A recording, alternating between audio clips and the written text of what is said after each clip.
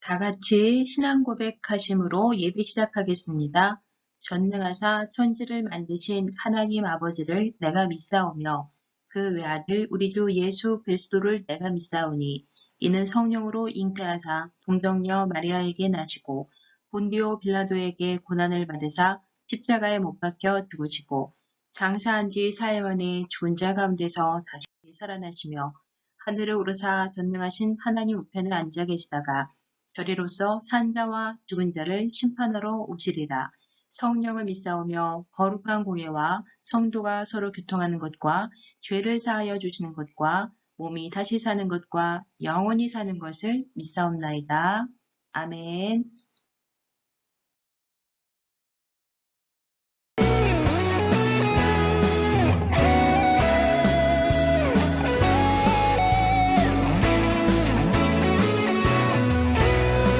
이곳이 모여서 함께 살아가는 것을 부르고 부르는 주의 나라를 만들기 위함이라. 서로 돕고 서로 섬기며 서로 나누고 서로 아끼면 우리들이 꿈꾸는 아름다운 주의 나라 이뤄지리. 도와주고 안아주고 나눠주고 업어주면 우리들이 사는 세상 아름다운 세상이 되리.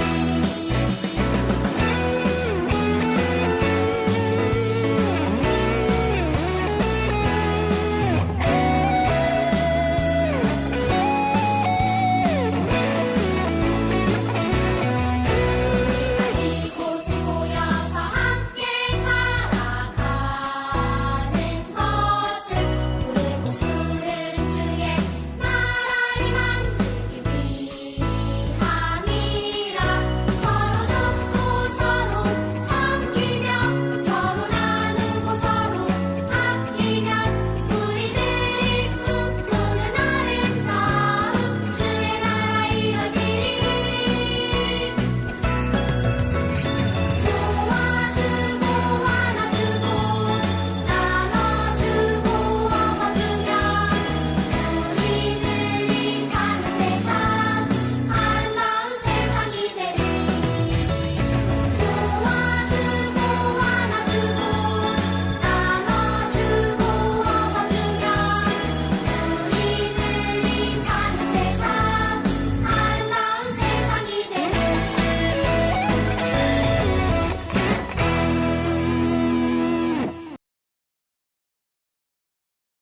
안녕하세요.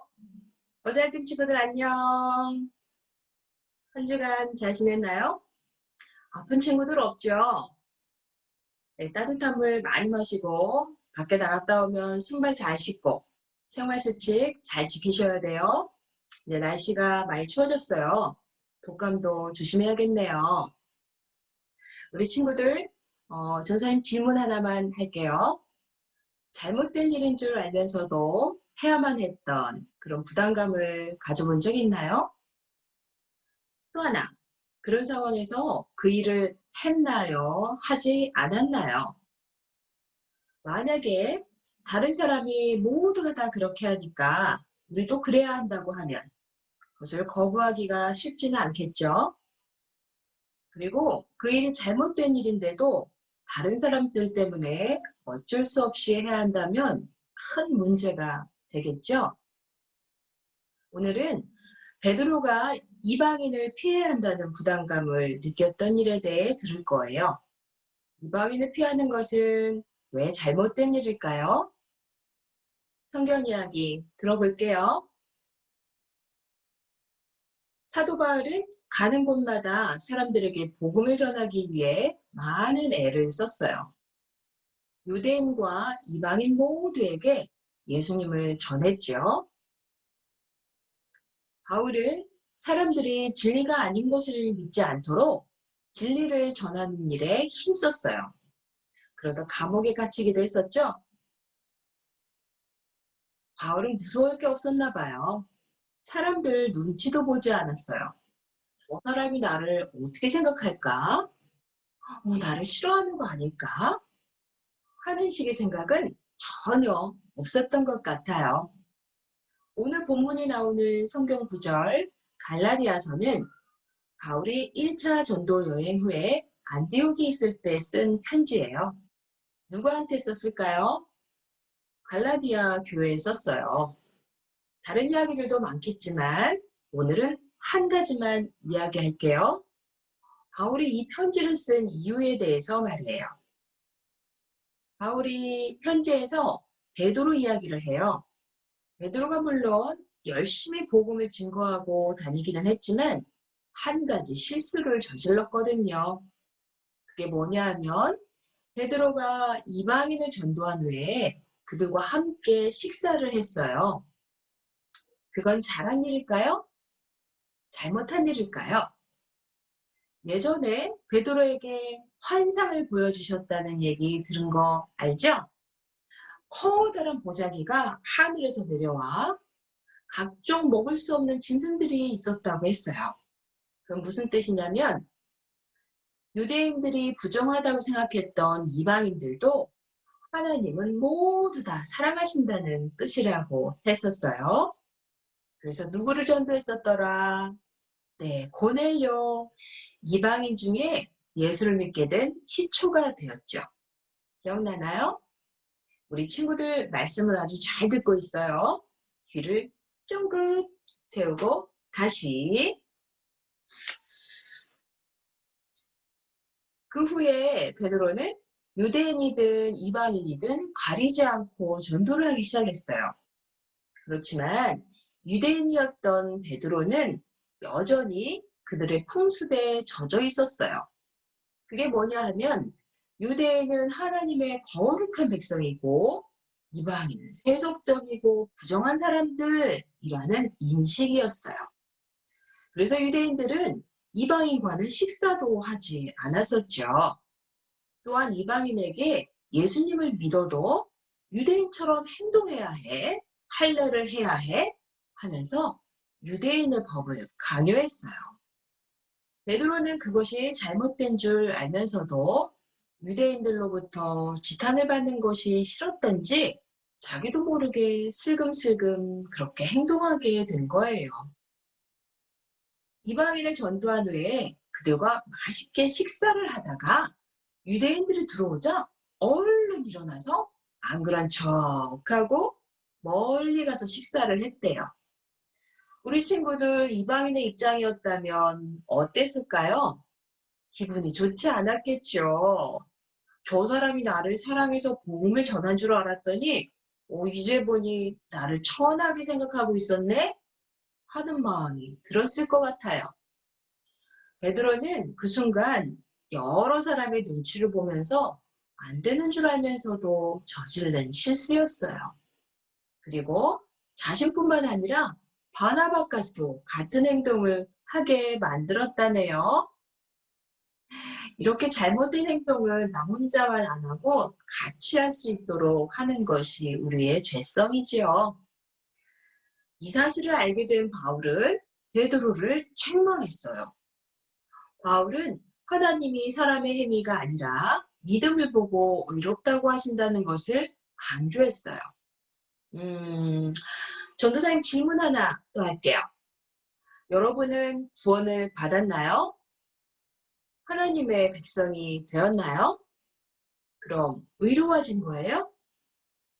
더러운 죄의 모습에서 깨끗한 의인의 모습이 된 거예요. 그죠? 그러면 어떻게 해서 깨끗한 모습이 되었죠?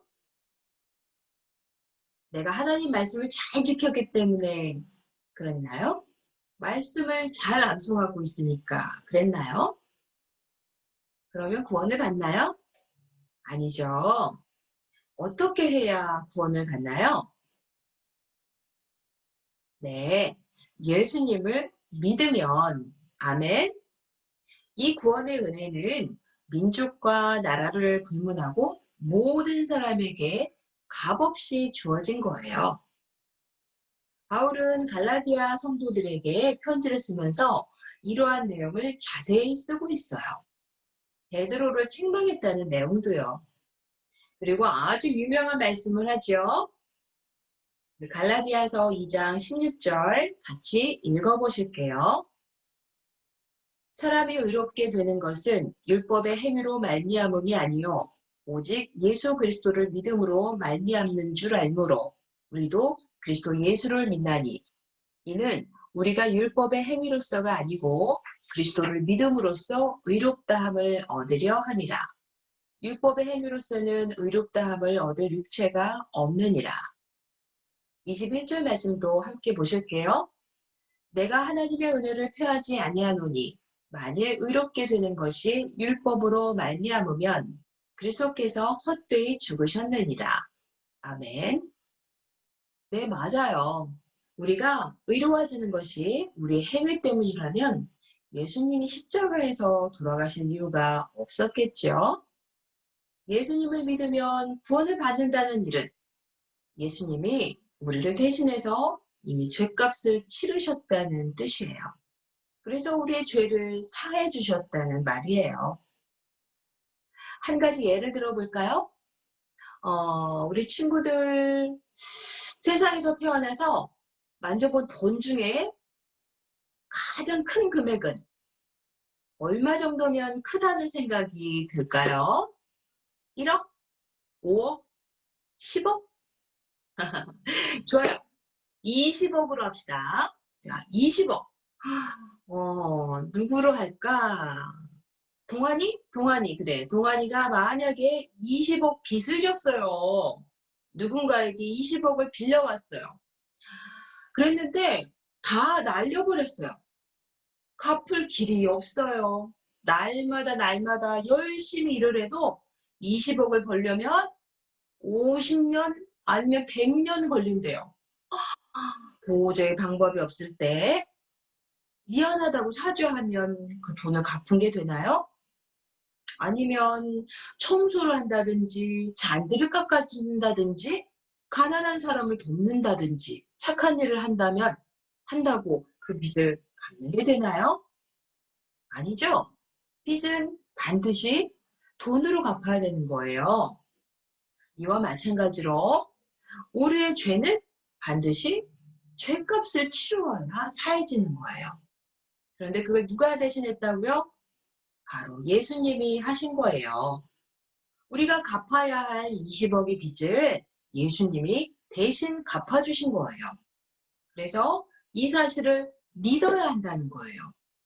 예수님은 이미 갚아주셨는데 아직도 나는 믿지를 못하고 맨날 그 사람 찾아가서 미안해 울고불고 무슨 방법이 없을까 내가 어떻게 갚을까 이러면서 찾아다닌다면 정말 어리석은 사람이겠죠.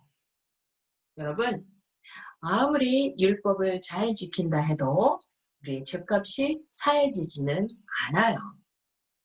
반드시 예수님이 그렇게 하셨다는 것을 믿어야 하는 거예요.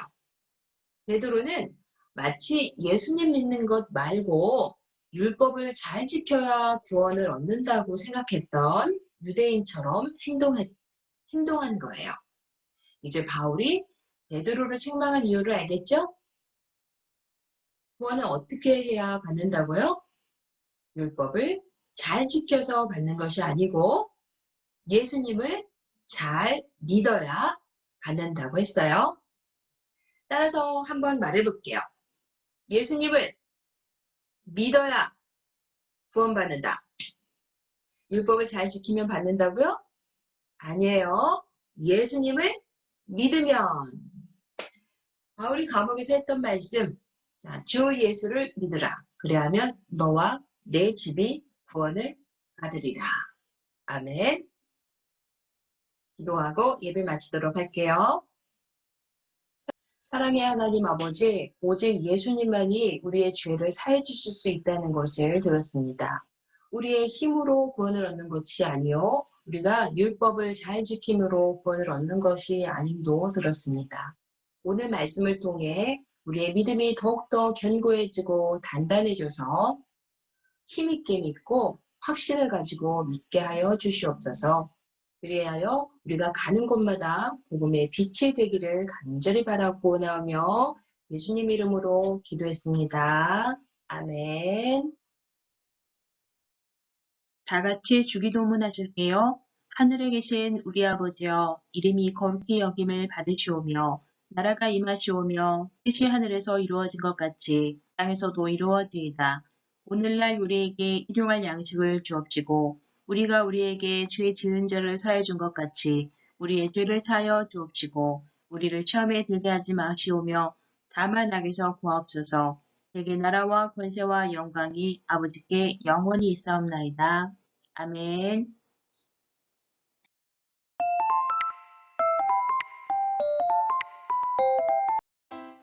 자, 친구들 오늘도 퀴즈 함께 풀어볼게요. 베드로는 어느 민족 사람이었나요? 유대인 아니면 이방인? 자, 베드로는 어느 민족 사람이었을까요? 유대인, 이방인? 맞춰주세요. 다음 문제. 바울은 베드로의 잘못을 보고 어떻게 했나요? 타일렀습니다. 아니면 책망했습니다. 자, 타일렀는지 책망했는지 맞춰주세요. 타일렀다, 책망했다. 갈라디아서는 바울이 쓴 서신서이다. 맞으면 예, 아니면 아니요. 자, 어떤 걸까요? 갈라디아서는 바울이 쓴 서신서이다. 예, 아니면 아니요. 마지막 문제. 다음 빈칸에 들어갈 알맞은 말은 사람이 의롭게 되는 것은 무엇의 행위로 말미암음이 아니요 오직 예수 그리스도를 어떻게 함으로 말미암는 줄 알므로. 자, 아까 했었죠. 자, 사람이 의롭게 되는 것은 무엇을 잘 지킨다고 됐었나요? 아니면 예수 그리스도를 어떻게 함으로 구원받는다고 했었죠? 자, 맞춰주신 친구들은 선생님들께 한번 보내주세요. 오늘도 예배 잘 마쳤습니다. 안녕.